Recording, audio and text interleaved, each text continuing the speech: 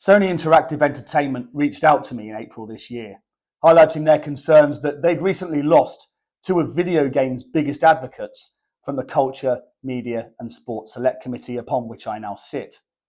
It would be difficult to fully express the significance that video games have had on my life since 1991, but in short, I told them that I would not need lobbying. Sony recently announced that it will cease producing discs for its gaming systems from January 2028. And the decision has rightly been met with skepticism, coming in the same week that Sony deleted hundreds of downloaded films from users' accounts. The decision will fundamentally alter the relationship between customers and the licenses they purchase to use media on these systems. It will kill the second-hand market, with secondary impacts on those who cannot afford games at release and rely on retailers. Even discounting the second-hand market, online and high street retail prices regularly beat those found on Sony's PlayStation store.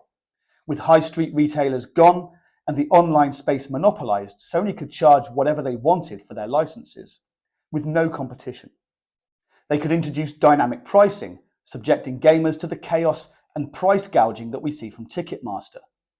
I've written to the Secretary of State for Business and Trade this week to ask whether Sony's decision complies with the UK's Enterprise Act and Competition Act, and again to ask how the government will support high street retailers.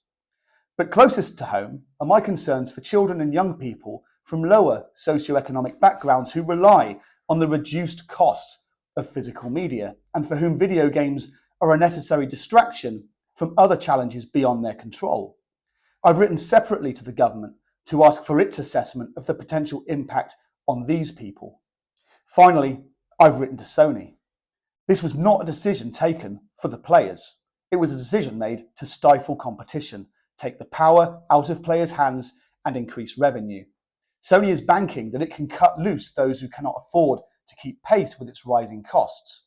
It's banking that the brand it has built over 30 years is strong enough to endure. I've written to tell them that after over 30 years, I'm wavering.